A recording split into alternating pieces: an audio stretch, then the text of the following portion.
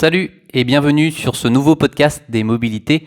Aujourd'hui, on va parler du quotidien et on va aborder le sujet très intéressant de la vitesse. Et particulièrement, je pense que là, on va vraiment parler de l'information, de la communication et de comment elle est perçue en fait dans notre quotidien. Je pense que ce podcast va faire le lien avec une vidéo que j'ai prévu de faire dans les jours à venir, je pense, qui concerne la gestion des conflits, c'est-à-dire que la vitesse à laquelle on est confronté aujourd'hui à la communication ou plutôt à l'information, ça génère des fois quelques conflits. Et je pense que c'est important d'en parler dans ce podcast et je vais essayer d'être assez bref et de citer quelques exemples. Avec l'évolution des moyens de communication, notamment avec les smartphones, avec l'Internet, c'est vrai qu'on a tendance à envoyer énormément d'emails et ou de SMS, voire de MMS. Et on ne se rend pas compte en fait à quel point des fois notre énergie est complètement focalisée en fait sur ces moyens de communication. Et je ne sais pas si toi ça t'est arrivé, mais en tout cas moi ça m'arrive assez souvent d'être complètement submergé par ce flot d'informations, d'être communiqué à la fois par plusieurs personnes en fait, et que ce soit par téléphone et par mail. Et au final, t'avances pas dans ton travail parce que t'es en permanence sollicité. Et donc, ce qu'il va falloir en fait se rendre compte, c'est que on a perdu cette capacité en fait à nous émouvoir de ce qui nous entoure et passons régulièrement à côté de milliers de ressources qui pourraient générer en nous des émotions positives. C'est en quelque sorte un effet de la dénaturalisation que nous subissons. Aujourd'hui, nous sommes contraints de vivre vite et de suivre des canons. Nous subissons de nombreuses influences et sommes saturés de stimuli qui sont des formes de propagande, ce qui a pour effet de nous désensibiliser et de nous déconnecter de notre entourage. Mais ne t'inquiète pas, il est possible d'inverser les choses et il y a quelques astuces possibles que je vais te donner juste après. La première astuce, c'est l'écriture. Alors ça paraît peut-être assez basique comme ça, mais je peux te garantir que c'est très efficace, c'est-à-dire que tu prends un bloc-notes, tu prends un crayon et tu notes à chaque fois les éléments sur lesquels tu dois travailler. Et moi, ce que je fais, c'est que je me mets des dates avec des objectifs, c'est-à-dire que savoir si c'est urgent ou important ou les deux. Et en fonction de ces deux critères, après, je les mets dans mes ordres en fait de priorité. Mais c'est vrai que c'est important de noter parce que comme ça, tu n'as plus à y penser après, tu sais que c'est noté quelque part. Et comme ça, quand tu vas réouvrir en fait ton cahier de tâches à réaliser, tu auras ce repère-là. Donc je trouve que c'est un sacré soulagement de noter. Comme ça, tu es sûr en fait de ne pas l'oublier. Donc ça, c'est la première astuce. Alors la deuxième astuce, moi je dirais, c'est de prendre à chaque fois en compte le temps qui te reste en fait à te consacrer sur les tâches en fonction de tes impératifs. C'est-à-dire que là en ce moment par exemple, j'ai tendance à rouler matin et soir, donc déjà à avoir au moins un minimum 3 heures de temps en moins pour me concentrer sur les tâches que j'ai à réaliser. Donc ça veut dire qu'il faut que j'essaye de tout simplement classer par ordre de priorité les tâches que j'ai à réaliser et ça c'est important aussi, de consacrer à chaque fois un temps à chaque tâche. Et ça c'est une bonne astuce, c'est-à-dire que quand par exemple je dois faire un dossier, en ce moment c'est les dossiers de demande de création d'arrêt, en général je mets dossier à faire pour tel arrêt et je mets en face le nombre de temps que ça va me prendre, donc pour un dossier, en tout cas quand j'ai fait tous les éléments, c'est-à-dire avoir été sur place, faire les photos.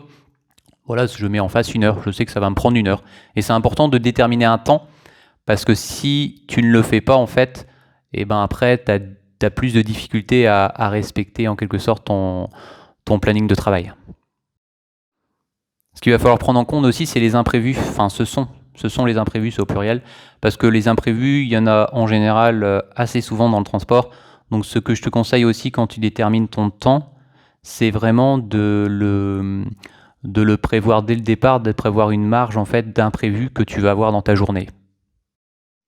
Autre astuce aussi, et je pense que j'aurais dû le mettre même en premier parce que c'est l'astuce pour moi la plus importante, c'est de commencer ta journée en fait avec l'élément, le travail en fait le plus important ou le plus urgent, celui qui va te prendre en fait le plus de, alors pas forcément le plus de temps, mais celui pour lequel en fait même tu auras peut-être moins de plaisir en fait à à le réaliser. Donc c'est vraiment, en gros, très important de prioriser, si je sais pas si ça se dit, prioriser. Bon, bref, on va dire mettre des priorités à tes tâches et de mettre en haut de ta liste ce que tu devras faire en premier. Moi, ce que j'ai tendance à faire, en fait, c'est de mettre les éléments les plus importants, comme par exemple d'aller sur place et traiter les demandes de création d'arrêt, parce que c'est la période justement actuelle de le faire. Je mets ça en haut de ma liste.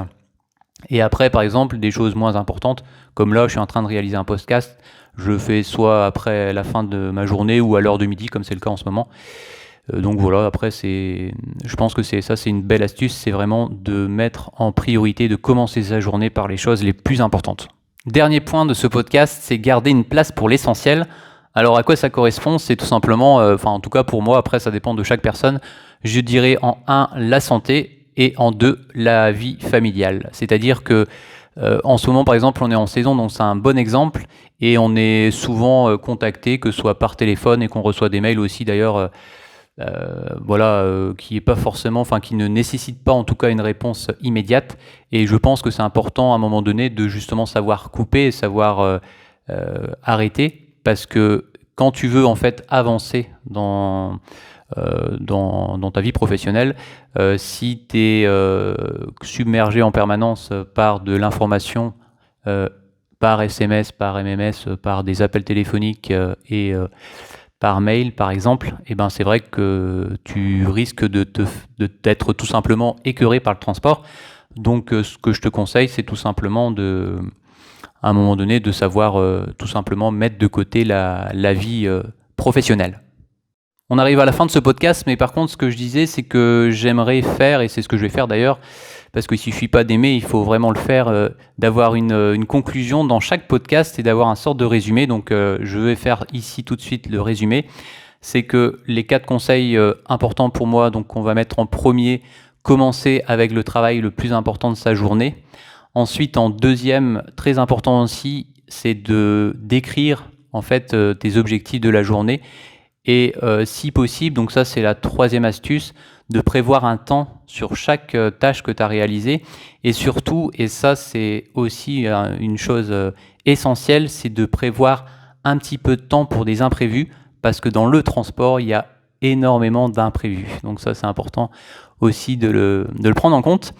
Et enfin, c'est de garder une place pour l'essentiel, la santé, vraiment le plus important selon moi, et la vie de famille.